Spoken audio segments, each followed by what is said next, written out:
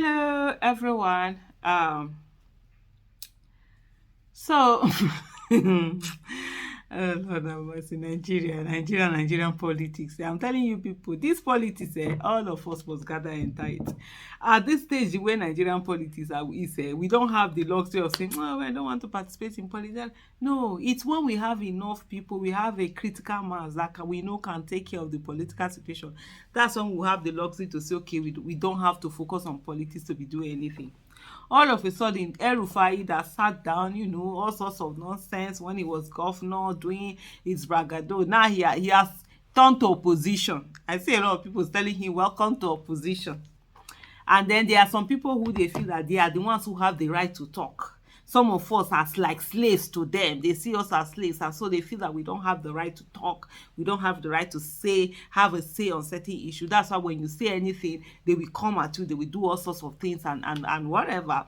But hey, this is what El-Rufai has to say. According to Sahara Reporters, although carried by a lot of news, it says, despite claims of subsidy removal, Tinubu's government, as far as illegitimate government, has spent trillions of naira since May 2023 to subsidize same fuel. Of course, a lot of people have been saying that even though there is this claim that subsidy has been removed, there's really subsidy hasn't been removed. They've been paying quite a lot, and then you're wondering, why are people paying so much money for this same thing, and then recklessly monies are being wasted. You don't see where is this savings that they said is going to happen when this whole thing is done. I'm always categorical about that. I've always been in support of removal of fuel subsidy. Even in 2012, that was why I never joined Occupy Nigeria, because I actually wanted fuel subsidy to be removed. And for me, that was one of the best things that Goodluck Ebele Jonathan had done. But unfortunately, of course,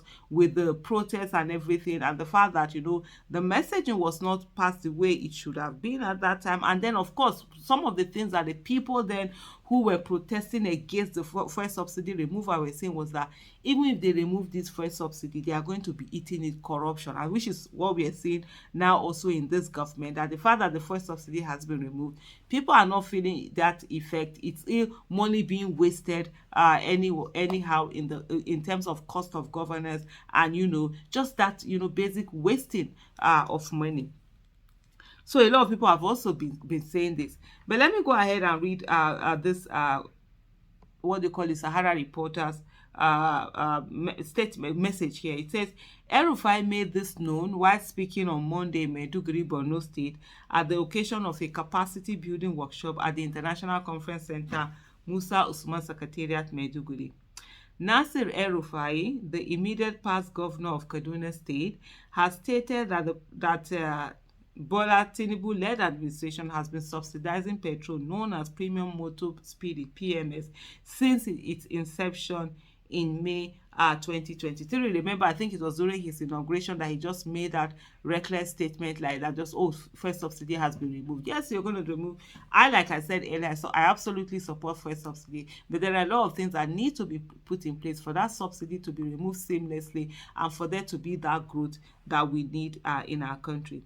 He affirmed that the development has so far cost the present administration trillions of naira since inception, adding that if not because of the subsidy payment, the price of petrol per litre could have been much higher than that of diesel.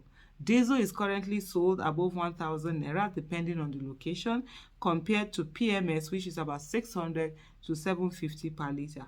El-Rufai made this known while speaking on Monday in Maiduguri, Borno State, at the occasion of the capacity building workshop at the International Conference Center, Musa Usman Secretariat, Maiduguri. I mean, that had been said before. I always say, I wonder why Sahara reporters just like repeating the same word. The workshop is meant for enhancing skills of government officials in policy implementation and productive human management resources for honorable commissioners, chief advisors, and special advisors, senior technical advisors to Governor Babagana Zulum, heads or chief executives of agencies and departments, tertiary institutions, and local government chairmen. El-Rufai said, a good leader must be decisive and have the ability to make good decisions. You just wonder how it's when they leave office that they all know what to do, how to say, what to not do. A good leader should be. Was he a good leader when he was governor? I thought he felt that he was the overall, the Lord in the Lord. Shey I don't dey see am. Power. Hey. A good leader, according to El-Rufai, he said, a good leader must be decisive and have the ability to make good decisions, trustworthy, empower others irrespective of political, religious, or ethnic considerations, have clear communication skills, and resilient in all ramifications. Though it's too early to judge the present administration, illegal administration, as far as I'm concerned, it's just been there for only 9 months, and you know leadership is work in progress. You start something, as I said in my speech, you start a policy because you are absolutely sure it's the right policy, but in the course of implementation, if you see bottlenecks, you modify, because the key word in leadership, in my view, is not ideology or anything, it's pragmatism. Policy is about solving people's problem, and that's why there's always policy evaluation. Even if you put a policy, say you start it, you have to check, is it having the desired effect that you wanted? Is it solving people's problem the way you wanted it to solve people's problem? Otherwise, you retweak, you rechange, you take away the policy, you bring in something better. But at the end of the day, policy is not some fancy word, because there are some certain situations, like the other day I was talking about Edo State governor, and this the governor Obaseki, who hasn't really done well for the people. And then someone is saying to me, oh, he's a policy expert and he can't. I'm like, okay, if there are somebody has been in government for 8 years and the policies he puts in place has to be explained by a policy expert to the people, then that's no policy, because policies are actually supposed to solve the people's problems, and people are supposed to be able to see these policies, not anyone explaining it to them.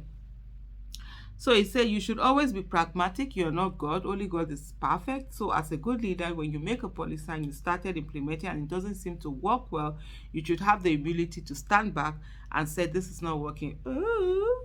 Okay, so now he's out of government. El-Rufai knows all of this. They always know what it is when they are out of government. But the moment they are in power, they are sitting on that seat. Their brain twists. They begin to think they are more than the people that actually go to toilet like every other person. For example, if you appoint a person to a position and it's not performing to expectation, you should have the ability to say, look, I need a better person to do the job perfectly. Leadership is a continuous thing, and in a term of 4 years, you can't assess a government of 9 months. But as I also said earlier during my presentation, the removal of fuel subsidy by the present administration is another good policy by Tinubu. I've always supported withdrawal of fuel subsidy. I'm trying to think, was El-Rufai not... El-Rufai was part of Occupy Nigeria now. Yeah, so when did he start supporting fuel subsidy? Was it during APC? If I'm not mistaken, I'm sure El-Rufai was part of Occupy Nigeria, which was against removal of subsidy. But I've always supported withdrawal of fuel subsidy. But as you can see, in the course of implementation, the government has now realized that the subsidy has to be back, because right now we are paying a lot of money, amounting to trillions of naira, for subsidy, even more than before, because the impact has been seen and the packages of support that will reduce the impact have not been effective in reducing the impact. And so the federal government has to backpedal by subsidizing petrol. Many people don't know this. If they want to know whether there is fuel subsidy or not, they should compare the prices of petrol and diesel per liter. This is because under normal circumstances, petrol is supposed to be more expensive than diesel.